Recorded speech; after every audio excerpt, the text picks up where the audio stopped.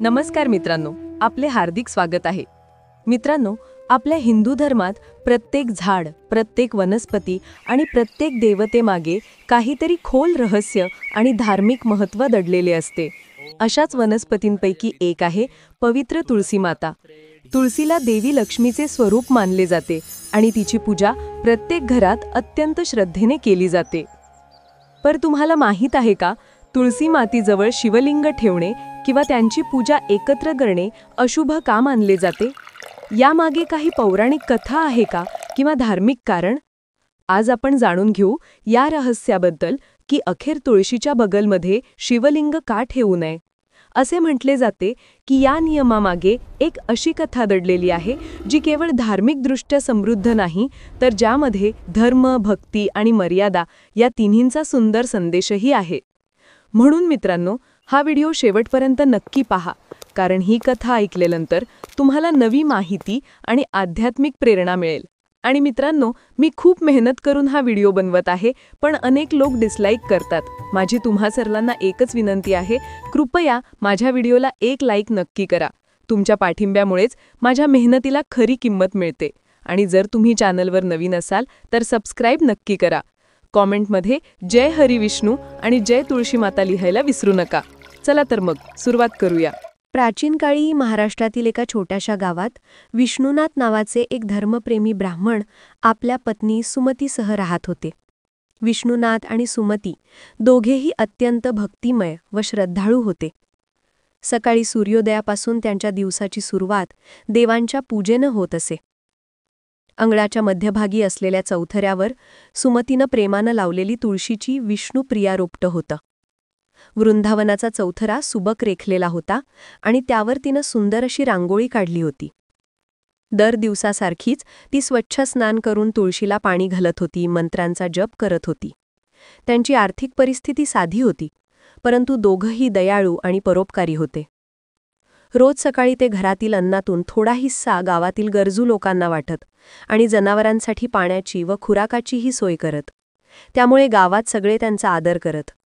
संध्याकाळीही सुमती तुळशीसमोर तेलाचा दिवा लावून शांतपणे आरती गात असे. त्यांच्या अंगणातील सुवासिक तुळशी आणि पहाटे घरातून ऐकू येणारा मंत्रोच्चार यामुळे संपूर्ण परिसर पवित्र आणि प्रसन्न वाटत असे. त्यांना संसारात एकच खंत होती. त्यांच्या लग्नाला बरीच वर्ष होऊनही त्यांना अपत्य नव्हते.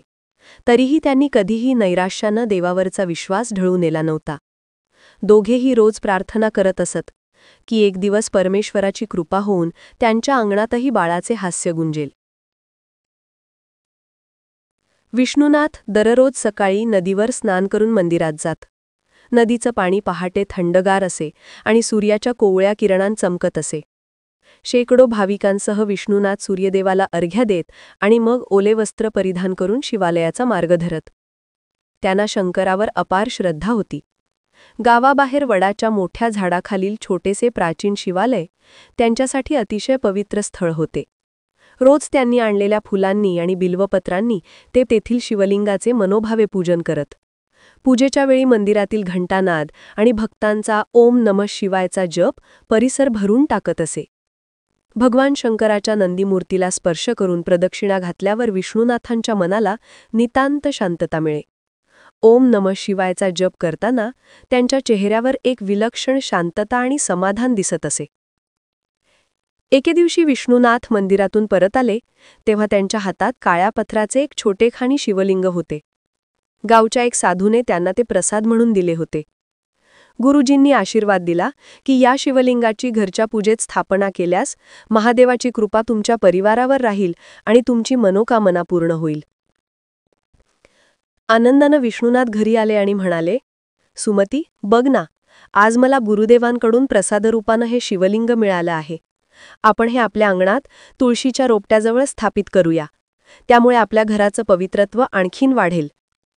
सुमतीनं नवऱ्याकडच्या शिवलिंगाकडे कौतुकानं पाहिलं. तिनं नम्रपणे विचारलं, अहो, शिवलिंग तुळशीजवळ ठेवणं योग्य आहे का? मला आईंकडून ऐकल्यासारखं आहे की तुळशीच्या रोपाजवळ शिवलिंग ठेवू नये.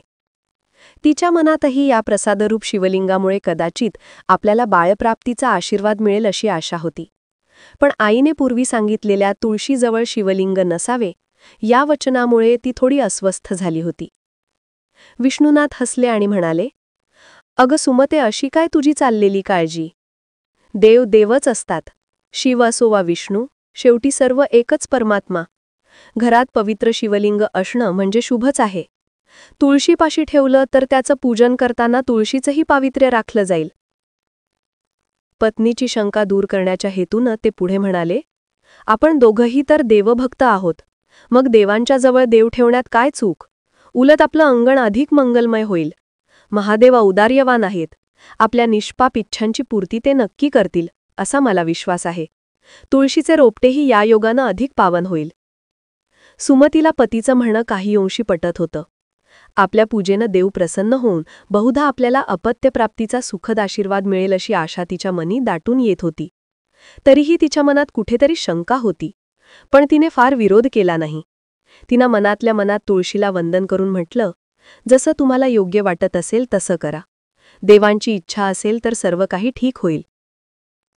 ते शिवलिंग तुळशीच्या मखराच्या शेजारी एका स्वच्छ छोट्या चौथऱ्यावर स्थापित करण्यात आलं. विष्णुनाथांनी भक्तिभावानं त्या नवीन शिवलिंगाची विधीपूर्वक स्थापना केली. त्यांनी दूध आणि शुद्ध पाण्यानं अभिषेक करून फुलं आणि नैवेद्य अर्पण केले आणि उदबत्ती लावली. सुमतीनंही हात जोडून प्रार्थना केली, परंतु तिच्या मनातील अस्पष्ट चिंता काही केल्या दूर जात नव्हती. पहिला दिवस कुठल्याही अडथळा न येता गेला. पण दुसऱ्या दिवशी पहाटे सुमतीला एक विचित्र स्वप्न पडलं. तिनं स्वप्नात पाहिलं की अंगणातली तुळस अचानक कोमेजून गेली आहे आणि तिची पानं गळून पडत आहेत. तुळशीच्या रोपट्याजवळ एक तेजस्वी ज्योती दिसत आहे. ज्योतीच्या मध्यभागी एक अप्रतिम सुंदर स्त्री उभी आहे. त्या स्त्रीचं मुखकमल दुःखानं मलूल झालेलं आहे आणि डोळ्यातून अश्रू ओघळत आहेत. ती सावळी आणि दिव्य मूर्ती देवीप्रमाणे भासत होती. तिच्या कपाळावर शुभ्र चंद्रकोर उधळून होती आणि गळ्यात तुळशीदलांची पवित्र माळ पडली होती. तिच्या अंगाभोवती तेजस्वी प्रकाशाचं वलय होतं, पण चेहऱ्यावर मात्र विषाद भरला होता. सुमतीनं घाबरून त्या स्त्रीला विचारलं, "आपण कोण आहात देवी? आणि माझ्या तुळशीचं असं काय झालं?" त्या तेजस्वी स्त्रीने अश्रू पुसत उत्तर दिलं, "मी तुलसी आहे बाळ. तुझ्या अंगणातली तुळस रूपात मी वास करते आहे. पण आता मी दुःखी आहे, कारण माझ्या समीप ज्याची स्थापना केली आहे त्यानं मला वेदना होत आहे." सुमती आश्चर्यचकित होऊन म्हणाली, "तुळशी माते, आम्ही काही चूक केली का? तुमच्याजवळ स्थापन केलेल्या शिवलिंगामुळे का तुम्हाला वेदना होत आहे?" त्यावर ती दिव्य स्त्री, जिला साक्षात तुलसीदेवी मानावं लागेल, हलक्या आवाजात म्हणाली, "त्यामागे एक प्राचीन कथा आहे. एक काळ अशी घटना घडली ज्यानं माझं हृदय दुःखाने विदीर्ण झालं.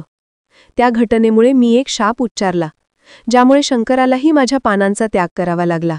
सुमतीनं भक्तिभावाने हात जोडले व विनंती केली, "देवी, कृपा करून मला ती कथा सांगा. मी जरूर ऐकेन. आम्हाला या गोष्टीचं ज्ञान नव्हतं. यात आमची चूक क्षमास्व."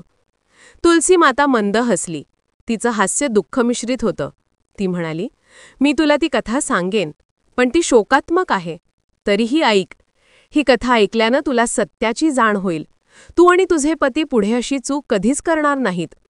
हे म्हणताच त्या तेजस्वी स्त्रीचं रूप हळूहळू विरलं आणि सुमतीची तंद्री भंगली. इतक्यात सुमतीचं स्वप्न अचानक भंग पावलं. ती घाबरून जागी झाली.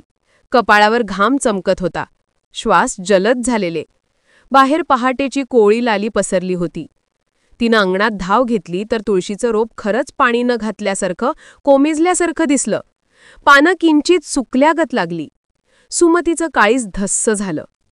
शेजारी काळ ठेवलेलं शिवलिंग थंड शांत उभं होतं, पण आज ते पाहून सुमतीच्या मनात अनिश्चिततेचं मळब दाटून आलं.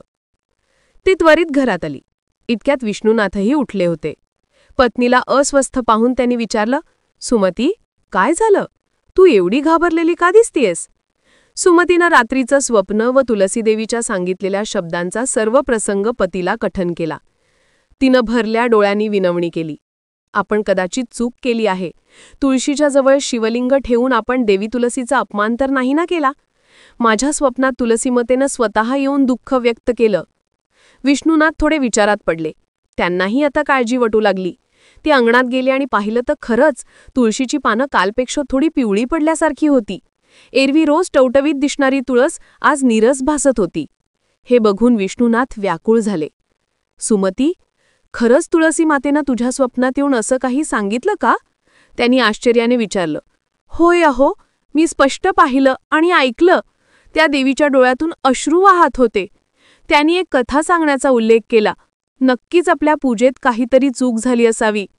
विष्णुनाथांच्या मनात अपराधाची जाणीव झाली. ते म्हणाले, आपण कोणत्या तरी नियमाचा भंग केला असावा असं दिसतंय. चल, आपल्या गुरुजींकडे जाऊया किंवा एखाद्या ज्ञानी पुजाऱ्याला विचारूया. अज्ञानामुळे आपण काही चुकीचं केलं असेल तर ते आता सुधारायला हवं. त्यांच्या घरापासून काही अंतरावर गावाबाहेर एक वडाच्या झाडाखाली वयोवृद्ध साधू महाराज राहत होते. गावातील लोक त्यांना आदराने बाबा म्हणत. अनेक भक्त आपल्या समस्यांचं निरसन करून घेण्यासाठी त्यांच्याकडे येत. विष्णुनाथ आणि सुमतीने ठरवलं की आपली हकीकत बाबांना सांगून मार्गदर्शन घ्यावं. दोघेही लगेच त्या पहाटेच बाबा जिथे तपस्येत तल्लीन होते तिकडे निघाले. सूर्याची कोळी किरणं धरणीवर पडत होती. पक्ष्यांचा किलबिलाट सुरू झाला होता. अशा प्रसन्न वातावरणातही विष्णुनाथ आणि सुमतीच्या मनाला मात्र रात्रीचं स्वप्न सतावत होतं. वडाच्या झाडाखाली आसनावर बाबा शांतपणे ध्यानस्थ होते. त्यांच्या भोवती काही श्रद्धाळू मंडळीही भजन गात बसली होती. विष्णुनाथ आणि सुमती थेट बाबांच्या पायांशी जाऊन लीन झाले. बाबांनी डोळं उघडताच त्यांना आशीर्वाद दिला आणि जवळ बसण्याची खूण केली. त्यांच्या कपाळावर पवित्र भस्माचा त्रिपुंड लावलेला होता आणि गळ्यात रुद्राक्षांची माळ झळकत होती. त्यांनी भगवी वस्त्र परिधान केली होती. चेहऱ्यावर अपार शांती आणि करुणेची छटा दिसत होती. बोला, आज एवढे चिंताग्रस्त का आहात तुम्ही दोघे? बाबांनी समाधान स्वरात विचारलं. विष्णुनाथाने संपूर्ण घडलेला प्रसंग बाबांना सांगितला. मंदिरातून प्रसादारूपानं मिळालेलं शिवलिंग अंगणात तुळशीपाशी ठेवणं, रात्री सुमतीला पडलेलं अद्भुत स्वप्न आणि त्यात तुलसी देवीचं प्रगट होणं, सकाळी उठून पाहिल्यावर तुळशीचं कोमेजलेली अवस्था, हे सारं ऐकता ऐकता विष्णुनाथांच्या डोळ्यात पश्चातापाचे अश्रू उभे राहिले. त्यांनी आपली कहाणी ऐकल्यावर बाबा मंद स्मित केले. त्यांनी डोळे मिटून नारायण नारायण असा उच्चार केला. जणू काही त्यांना सगळं उलगडलं होतं. बाळांनो, तुम्ही अज्ञानापोटी एक चूक केली आहे, पण तुमचा हेतू भक्तिपूर्ण असल्याचा माझ्या लक्षात येतंय. देव नक्की क्षमा करतील. तुम्ही विचारत होता ना, तुळशीच्या जवळ शिवलिंग का ठेवू नये? ह्याच प्रश्नाचं उत्तर तुलसी देवीने स्वतः स्वप्नात येऊन तुला द्यायचं ठरवलं होतं, सुमती. ती कथा ऐकल्याशिवाय तुम्हाला मूळ कारण समजणार नाही. सुमतीनं आतुरतेने मान डोलावली. विष्णुनाथही एकाग्रचित्ताने बाबांकडे पाहू लागले. सकाळच्या सोनेरी प्रकाशात बाबा एखाद्या प्राचीन ऋषीसारखे भासत होते. त्यांच्या मुखाकडे सर्वांचं लक्ष केंद्रित झालं आणि बाबांनी आपल्या गंभीर स्वरात पौराणिक कथांचा पट उलगडला. आसपास जमलेले इतर भक्तही नीरव शांततेत ते कथन ऐकत होते. वडाच्या झाडांच्या पानातून येणारा मंद वाऱ्याचा सुशीरवास जणू कथेला ताल देत होता. शिवपुराणात वर्णन केल्याप्रमाणे ही कथा अत्यंत प्राचीन काळाची आहे, जेव्हा देवदानवांमध्ये सतत युद्ध होत असत. त्या काळात जलंधर नावाचा एक बलाढ्य असुर राजा होऊन गेला. समुद्र मंथनातून उत्पन्न झालेल्या तेजोमय ज्वालेतून त्याचा जन्म झाला असं म्हणतात. भगवान शंकराच्या तिसऱ्या नेत्रातून निघालेल्या अग्नीच्या ठिणगीपासून हा जलंधर उत्पन्न झाला. समुद्रदेवाने त्याला पुत्र म्हणून स्वीकारलं आणि लहानाचं मोठं केलं. जलंधर मोठा होत गेला आणि त्याने असुरांची विशाल सेना गोळा करून देवतांच्या राज्यांवर स्वाऱ्या सुरू केल्या. त्याच्याकडे नैसर्गिक भयंकर ताकद होती, पण त्याहून अधिक त्याला एका गोष्टीमुळे अभय प्राप्त झालं होतं, ती त्याची पत्नी वृंदा हिच्या पतिव्रता शक्तीमुळे. वृंदा नावाची ती असुरकन्या परम विष्णू भक्त होती. बालपणापासूनच ती भगवान विष्णूची उपासना करत असे. वृंदा अतिशय सोज्वळ आणि रूपसंपन्न स्त्री होती. पतीवर तिचे प्राण होते आणि त्याच्या रक्षणासाठी ती प्रार्थना, मंत्रजप काहीही करायला तयार होती. तिचे वडील असुरराज कलनेमी यांनी तिचे लग्न जलंधरासारख्या प्रचंड पराक्रमी राक्षसाशी लावून दिलं. वृंदा पतीवर अतोनात प्रेम करत होती आणि त्याग व निष्ठेने त्याची सेवा करत होती. तिच्या पतिव्रता धर्माच्या बळावर जलंधराला एक अदृश्य वरदानच मिळालं. जोपर्यंत वृंदा आपल्या पतीची निश्चयानं साथ देत होती, तोपर्यंत कोणत्याही देवाला जलंधराचा पराभव करता येणार नव्हता. याच बळावर जलंधर अधिकच उद्दाम झाला. त्याने देवराज इंद्राला आव्हान दिलं आणि स्वर्गलोकी हल्ला चढवला. इंद्रानं आपल्या वज्रास्त्रानं जलंधरावर प्रहार केले, तरी वृंदेच्या पतिव्रतेच्या कवचामुळे ते निष्प्रभ झाले. अखेरीस जलंधराने इंद्रालाच पराभूत करून स्वर्गसिंहासन काबीज केले. एक एक करून देवता पराभूत होऊ लागल्या, स्वर्गात हाहाकार माजला. इंद्र स्वतः पराजित होऊन पळत सुटला. जलंधराच्या विजयाने असुर आनंदित झाले. त्यांनी तिन्ही लोकांवर राज्य करण्याचं स्वप्न पाहिलं. विजयाच्या उन्मादात जलंधराने अति गर्विष्ठ घोषणा केली की कैलासावर निवास करणारी माता पार्वती सुद्धा आता त्याची पत्नी होईल. पार्वतीसारखी अनुपम सौंदर्यवती स्त्री एका विजयी सम्राटाची राणीच व्हायला हवी, असे तो उन्मत्तपणे म्हणाला. असेही म्हणतात की देवर्षी नारदांनी जलंधराला पार्वती देवीच्या अनुपम सौंदर्याची कथा सांगितली होती, ज्यामुळे जलंधर अधिकच मोहून गेला. त्याने पार्वतीला मिळवण्याचा हट्ट केला. या धृष्ट वक्तव्याने स्वर्ग आणि कैलास दोन्ही ठिकाणी खळबळ माजली. देवी पार्वतीचा हा अवमान पाहून पार्वती देवी संतापली आणि भगवान शंकरांचाही क्रोध अनावर झाला. जलंधराच्या या दर्पोन्मत्त कृत्यांमुळे त्रस्त देवतांनी अखेर महादेव शंकर आणि श्री विष्णूंची शरणागती पत्करली. प्रथम महादेवांनी स्वतः युद्धात उतरून जलंधराला आव्हान दिलं. दोघांमध्ये भीषण संग्राम झाला. शंकरांच्या त्रिशूळाचे प्रहार आणि जलंधराच्या प्रखर अस्त्रांचा धमाका चालू झाला. पृथ्वी कंप पावू लागली. समुद्राच्या लाटा उसळू लागल्या. पर्वत थरथरू लागले. देव दानवांच्या त्या महासंग्रामाने तीनही लोक कंपायमान झाले. महादेवांनी असुरसेनेचा संहार आरंभला. जलंधर राक्षस स्वतः अनेक मायावी रूप धारण करून युद्ध करत होता. कधी तो दशफणाधारी भुजंगासारखा प्रहार करी, तर कधी आग ओकणाऱ्या राक्षसाचे रूप धरी. महादेवांच्या प्रहारांनी जलंधर अनेक वार घायाळ झाला, तरी प्रत्येक वेळी तो पुन्हा नव्या ताकदीने उभा राहत होता. त्याच्या शरीरावर कोणतीही जखम टिकत नव्हती. देवतांची आशा निराशेत परिवर्तित होऊ लागली. असुर गुरु शुक्राचार्य आपल्या अमृततुल्य संजीवनी विद्या प्रयोगाने मृत राक्षसांना पुन्हा जिवंत करत होता. त्यामुळे जलंधराची सेना सातत्यानं भरभराटीवर होती व त्याला जिंकणं अधिकाधिक कठीण बनत होतं. शेवटी भगवान विष्णूंनी या प्रकरणात हस्तक्षेप करण्याचा निर्धार केला. अधर्माचा नाश आणि देवांचं कल्याण करण्यासाठी त्यांना कधीकधी कठोर लीला करावी लागते. पार्वती देवीनेही विष्णूला विनंती केली की जलंधराचा गर्व आणि तिचा झालेला अवमान दोन्ही मिटविण्यासाठी काहीतरी युक्ती करावी. विष्णूंनी जाणलं की वृंदेची पतिव्रता निष्ठा तुटल्याशिवाय जलंधरावर विजय मिळवता येणार नाही. हाच एक मार्ग शिल्लक होता. तेव्हा विष्णूंनी आपलं रूप बदलायचं ठरवलं. त्यांनी मायेला मायेनंच जिंकण्यासाठी एक कपटयुक्त युक्ती आखली. युद्धात गर्क असलेल्या जलंधराच्या रूपात दिसणारा भास त्यांनी तयार केला आणि स्वतः जलंधराच्या रूपात असुर राजाच्या राजवाड्यात प्रवेश केला. त्यावेळी वृंदा युद्धावर गेलेल्या पतीच्या विजयासाठी अखंड मानसपूजा आणि जप करत होती. ती पतीच्या रक्षणासाठी अग्निहोत्र करून भगवंतांना साकडं घालत होती. राजवाड्यात अचानक वृंदेने पाहिलं की तिचे पती समोर उभे आहेत. युद्ध जिंकल्यावर ते घरी परतले असल्याचं पाहून ती अत्यंत सुखावली. भावविभोर होऊन तिने देवांचे आभार मानू लागली की तिची प्रार्थना रंगली. जलंधर रूपातील विष्णूला समोर पाहून वृंदा मोहरून गेली. पतीवर अपार प्रेम असलेल्या तिने त्यांचे आदरातिथ्य केले. त्यांच्या पायांना पाणी घालून अर्घ्य दिलं. कपाळावरला घाम पुसला. प्रसन्न झालेल्या वृंदेनं मनोमन आपल्या इष्टदेव विष्णूंचेही आभार मानले की त्यांनी तिच्या पतीचे रक्षण केलं. विष्णुनाथ आणि सुमती दोघंही डोळे मोठे करून ही अद्भुत कथा ऐकत होते. मध्येच सुमतीने विचारलं, बाबा, भगवान विष्णूंनी असा कपट का केला? हे तर वृंदेच्या विश्वासाला तडा देणारं कृत्य होतं ना काय? बाबांनी हलकेच मान डोलावली आणि प्रेमळ स्वरात म्हणाले, वत्से, हे खरं आहे की वृंदेच्या विश्वासाला धक्का पोहोचला, पण जेव्हा अधर्म प्रचंड बळावतो तेव्हा तो मोडण्यासाठी देवांना प्रसंगी कठोर पावलं उचलावी लागतात. वृंदेच्या पतिव्रतेचं बळ जेथे सृष्टीच्या संतुलनासाठी धोका बनलं होतं, ते रोखणं आवश्यक होतं. विष्णूंना स्वतःलाच माहीत होतं की यात वृंदेला दुःख भोगावं लागेल, पण तो त्याग अटळ होता. सुमतीने हळूहळू मान वर खाली हलवली. तिच्या मनात वृंदेसाठी सहानुभूती दाटून आली होती.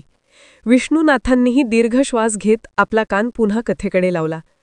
बाबा पुढे सांगू लागले, वृंदेला जराही संशय येऊ नये म्हणून विष्णू जलंधराच्या रूपात तिच्यासमोर राहिले. वृंदेनं आनंदात आपल्या समोरच्या पतीचं स्वागत केलं, आलिंगन केलं. तिच्या अंतरात्म्याने विश्वास ठेवला की माझे स्वामी सुखरूप परत आले आहेत. त्या रात्री वृंदा स्वतःला अतिशय भाग्यवान समजू लागली आणि तिने सर्व दुःख विसरून तथाकथित पतीसोबत रात्र घालवली. पण दुसऱ्या दिवशी पहाट होताच वास्तव उजेडात आलं. जेव्हा सूर्याचं उजेड पसरू लागला तेव्हा वृंदेला जाणवलं की ज्या व्यक्तीला ती आपला पती समजतीये त्याच्या देहाभोवती काहीतरी अद्भुत तेज आहे. तिच्या डोळ्यांसमोरच तिच्यासमोर उभ्या असलेल्या पतीचं रूप विलीन होऊ लागलं आणि त्या जागी चतुर्भुज भगवान विष्णू उभे आहेत हे तिला जाणवलं. तिच्या हृदयात धडकी भरली. जर हा विष्णू आहे तर माझे पती कुठे आहेत? वृंदा घाबरून विष्णूंना म्हणाली, माझे पती कुठे आहेत आणि तुम्ही इथे कुठून आलात? रणधुमाळीचा गजर दूरवर कानांवर येत होता. तिच्या मनात भयानक शंका दाटून आली. भगवान विष्णूंनी थरथर कापणाऱ्या वृंदेला कटू सत्य सांगितलं. वत्से वृंदा, तुझा पती जलंधर युद्धात मारला गेला आहे. हे ऐकताच वृंदेच्या पायाखालची जमीन सरकली. तिचे डोळी दुःख, अविश्वास आणि क्रोधाने लाल झाले. तिच्या आयुष्याचा आधारच संपला होता आणि ज्या 2 देवांनी तिचा संसार उद्ध्वस्त केला ते समोर उभे होते, असा तिचा आर्त आरोप होता. संतप्त वृंदा थरथरत भगवान विष्णूंना दूषणे देऊ लागली. ती संतापाने विष्णूंना म्हणाली, हे विष्णू, तुम्ही कपट करून माझा पतिव्रत धर्म नष्ट केला. माझा पती मारला गेला. त्या कपटामुळे माझा संपूर्ण संसार उद्ध्वस्त झाला. भगवान विष्णूंनी तिची वेदना समजून शांत करण्याचा प्रयत्न केला. ते नरम आवाजात म्हणाले, वृंदे, मी तुझी पीडा जाणतो, पण हे सर्व लोककल्याणासाठी करावं लागलं. मी तुझ्या निष्ठेला नमन करतो. पण दुःखाने व्याकुळ वृंदेला काहीही ऐकू जाईना. तिचे डोळे आता केवळ रोषाने भरले होते. तिने हात वर करून शाप देण्याच्या इराद्याने उद्गारलं, विष्णू, तू माझ्या पतीचं रूप घेऊन मला फसवलंस. माझा पतिव्रत धर्म भ्रष्ट केलास. त्यामुळे तुला माझा शाप. मानवरूपात तुला पत्नीवियोग सहन करावा लागेल आणि वर तुला काळ्या दगडाचं रूप धारण करून पृथ्वीवर राहावं लागेल. जसं माझं हृदय आता दगड झालं आहे तसंच तूही शिळा होशील. शापजाणीने साऱ्या वातावरणात एक थरार पसरला. क्रोध आणि शोकाने भरलेल्या त्या साध्वीच्या शापाला भारी परिणाम झाला. म्हणतात की तिच्या या शापामुळेच पुढे भगवान विष्णूंना रामावतारात आपल्या पत्नीचा वियोग सहन करावा लागला आणि काही काळ ते शाळीग्राम नावाच्या काळ्या दगडाच्या रूपात पृथ्वीवर वास करू लागले. वृंदाचा संताप इथेच थांबला नाही. तिचं लक्ष आता महादेवांकडे वळलं. आणि हे महादेव, ती रडतच म्हणाली, तुम्ही माझ्या निरपराध पताचा वध केला. माझ्यावर कोणताही अपराध नसताना माझं सर्वस्व हिरावलं. माझ्या शापाशिवाय तुम्हालाही पर्याय नाही. आजपासून माझ्या शरीराची पवित्र पानं तुम्हाला कधीही अर्पण केली जाणार नाहीत. माझ्या तुळशी दलांचा सुगंध आणि स्पर्श तुमच्या पूजा अर्चेतून कायमचा वंचित राहील. हे शेवटचे शब्द उच्चारून वृंदा जमिनीवर कोसळून दुःखाने रडू लागली. तिच्या दुःखाने देवतांच्याही डोळ्यात पाणी आलं. इतकी वर्ष जिला पतिव्रतेच्या सामर्थ्याचा अभिमान होता, ती स्त्री त्या क्षणी पूर्णपणे उन्मळून पडली होती. तरीही तिच्या शरीरातील तेजस्वी साध्वीपण अखेरपर्यंत शाबूत होतं. वृंदेने ठरवलं, ज्या पतीसाठी तिने आयुष्य वेचलं तोच गमवल्यानंतर आता उरलं तरी काय. तिने निर्णय घेतला की पतीविना ती पृथ्वीवर क्षणभरही राहणार नाही. बाजूलाच तयार असलेल्या चितेची ज्वाला तिला बोलावत होती. भगवान विष्णू अजूनही तिला शांत करण्याचा प्रयत्न करत होते. ते विनवीत होते, सती वृंदे, कृपा करून स्वतःवर अत्याचार करू नकोस. मला माफ कर. तुझ्या महान निष्ठेला मी शतशः प्रणाम करतो. माझ्यामुळे तुला जो घोर अन्याय सहन करावा लागला त्याची भरपाई म्हणून मी तुला वरदान देऊ इच्छितो. तुझ्या तपश्चर्येचं फळ तुला नक्की मिळेल. पण शोकाकुल वृंदेला काहीही ऐकू जाईना. तिचे डोळे आता केवळ रोषाने भरले होते. तिने हात वर करून शाप देण्याच्या इराद्याने उद्गारलं, वृंदे, तुला तुझ्या निष्ठेचं अमर तत्व मिळेल. तुझ्या राखेतून तुझीच तुळशीची झाडे पुढे उगवतील आणि तू पृथ्वीवर सर्व वनस्पतींमध्ये पूज्य आणि माझ्या पूजेत अत्यंत मलिनासीनं लाभेल. भगवान विष्णू अजूनही तिला शांत करण्याचा प्रयत्न करत होते. ते विनवीत होते, सती वृंदे, कृपा करून स्वतःवर अत्याचार करू नकोस. मला माफ कर. तुझ्या महान निष्ठेला मी शतशः प्रणाम करतो. माझ्यामुळे तुला जो घोर अन्याय सहन करावा लागला त्याची भरपाई म्हणून मी तुला वरदान देऊ इच्छितो. तुझ्या तपश्चर्येचं फळ तुला नक्की मिळेल. पण शोकाकुल वृंदेला काहीही ऐकू जाईना. ती आपल्या पतीचं स्मरण करून जप करू लागली आणि निर्धाराने चितेतोडी घेतली. संतप्त आणि दुःखी वृंदा त्या क्षणी अग्निसात झाली. क्षणार्धात ज्वालांनी तिचं भस्म केलं. बाबा क्षणभर स्तब्ध झाले. वृंदेच्या दुर्दैवी अंताचं वर्णन ऐकून सुमतीच्या डोळ्यात अश्रू उभे राहिले. तिने पदराने डोळे टिपले. विष्णुनाथचाही गळा दाटून आला. दोघांना जणू पुढचं ऐकायची हिंमत होत नव्हती. बाबा त्यांच्या भावनांचा अंदाज घेऊन काही काळ शांत राहिले आणि मग हळूच पुढे कथन केलं. ज्योत शांत झाल्यावर तिथे राखेचा ढीग उरला आणि आश्चर्य, त्या पवित्र राखेतून हळूहळू एक नाजूक हिरवा अंकुर वर येऊ लागला. बघता बघता तो अंकुर वाढत गेला आणि एका लहानशा ताज्या रोपट्याचं रूप धारण केलं. त्या रोपट्याला लहान लहान सुवासिक हिरवी पानं आली आणि प्रसन्न सुगंध दरवळला. तो तुळशीचा अंकुर होता. हे दृश्य पाहून उपस्थित देव, ऋषी, मुनी सगळे थक्क झाले. खुद्द विष्णूंसह सर्व देवतांनी त्या तुळशीच्या रोपट्याला नमन केलं. श्री विष्णू पुढे सरसावून म्हणाले, हे वृंदे, तुळसी रूपाने तू पुन्हा जन्म घेतलास. तुझ्या पवित्र आत्म्याला आता या नवीन रूपात वास मिळाला आहे. पृथ्वीवर सर्व वनस्पतींमध्ये तुळशीला सर्वाधिक पवित्र स्थान मिळेल आणि तू सर्वांच्या पूजेत वरमाला बनून विराजशील. विष्णूंनी पुढे वरदान दिलं, तुझ्या विना माझी पूजा आता अपूर्ण राहील. तुळशीदल अर्पण केल्याविना मला प्रसन्न करता येणार नाही. आणि तू जे मला काळ्या दगडाचं रूप धारण करण्याचा शाप दिलास तोही मी मान्य करतो. मी शाळीग्राम नामक काळ्या शिलेत आपलं रूप धरून गंडकी नदीच्या प्रवाहात वास करीन. दरवर्षी कार्तिक महिन्यात शुक्ल पक्षातील देवउठणी एकादशीला तुझा आणि माझा विवाह सोहळा पाळला जाईल. तुळशी विवाह म्हणून लोक तो उत्सव साजरा करतील आणि आपल्या मिलनाची कथा गाती राहतील. या प्रकारे भगवान विष्णूंनी वृंदेचा शाप शिरोधार्य मानून तिला आपल्या ऐक्यात सामावून घेतलं. अशावेळी महादेव शंकर आणि ब्रह्मदेवही तेथे प्रगट झाले, अशी आख्यायिका आहे. महादेवांनी त्या सती वृंदेच्या महान त्यागाचं आणि पतिव्रतेचं स्मरण करून तिला आशीर्वाद दिला, हे वृंदे, जरी तू क्रोधाने मला तुझ्या पानांपासून दूर ठेवण्याचा शाप दिलास तरी मी तुझ्या त्यागाचा मान ठेवीन.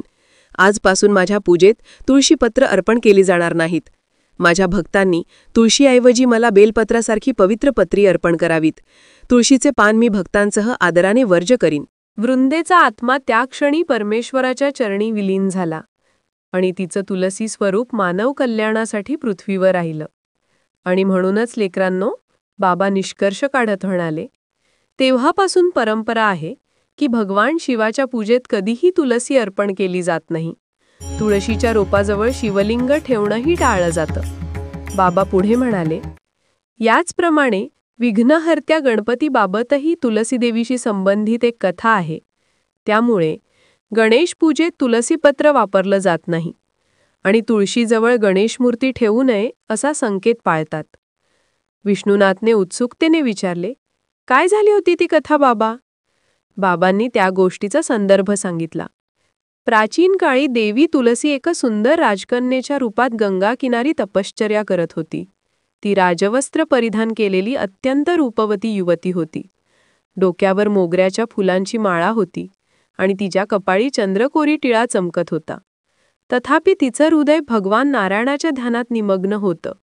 तिने भगवान नारायणाला पती म्हणून मिळावा अशी मनोकामना ठेवली होती.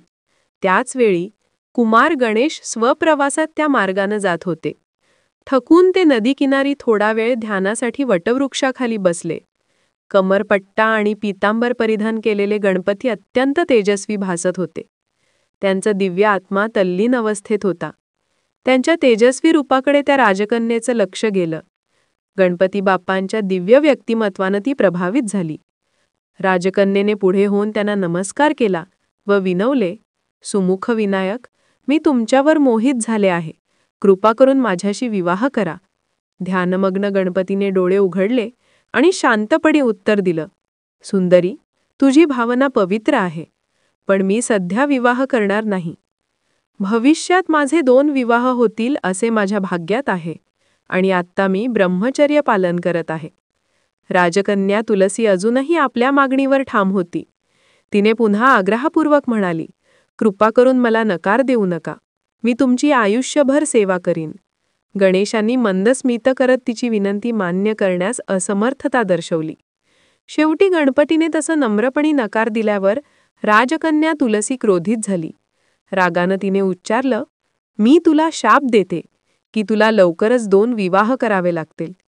तिच्या शापाने गणेशांना पुढे सिद्धी आणि बुद्धी अशा 2 कन्यांची विवाह करावा लागला. पण त्याचवेळी गणपती देखील रुष्ट झाले आणि म्हणाले, तुला देखील माझ्याकडून शाप. तू आता मानवजन्म घेऊन वनस्पती होशील. तुझं विष्णूसोबत लग्न होईल, पण तुला एका पवित्र वनस्पतीचं रूप धारण करावं लागेल. हे ऐकल्यावर तुलसी राजकन्येच्या समजाला धक्का बसला. तिने घाबरून गणपतीची माफी मागितली. गणेश कोमल मलाचे होते. ते प्रसन्न होऊन म्हणाले, तू वनस्पती रूपात पृथ्वीवर असशील तरी तुला विष्णुप्रिया म्हणून मान मिळेल. श्री विष्णू तुला पत्नी रूपात स्वीकारतील, पण माझ्या पूजेत तुलसीचं स्थान असणार नाही. थोड्याच काळात त्या राजकन्येचा जन्म तुलसी वनस्पती म्हणून झाला. हीच ती कथा, बाबा म्हणाले, ज्यामुळे आपण गणपतीची पूजा करताना तुलसी अर्पण करत नाही, तुळशीच्या कुंडीजवळ गणेश मूर्तीही ठेवत नाही. हे ऐकून विष्णुनाथ आणि सुमती आश्चर्यचकित झाले. विष्णुनाथ मनापासून उद्गारले, देवतांच्या लीलांचा महिमा अद्भुत आहे. एका तुळशीमुळे किती गोड कथा निर्माण झाल्या. सुमतीनेही मान डोलावली.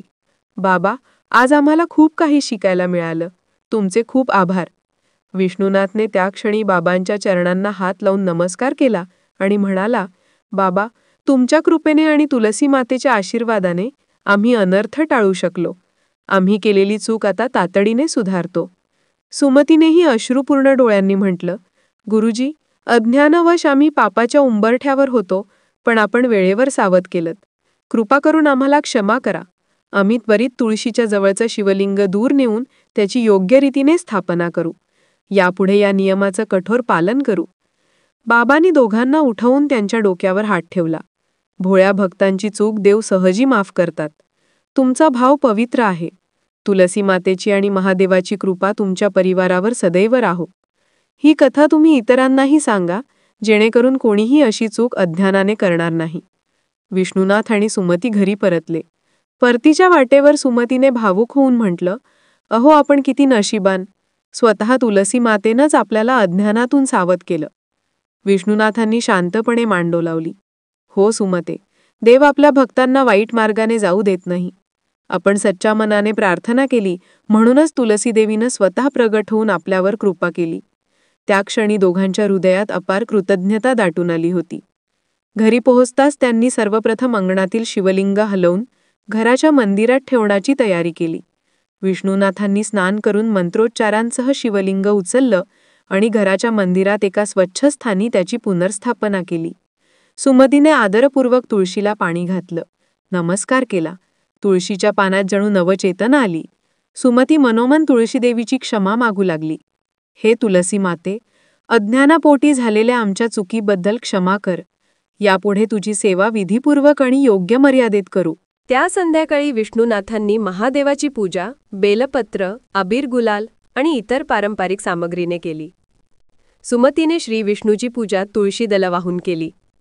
दोघांनीही भक्तिभावाने शिव आणि विष्णू दोन्हींची उपासना केली.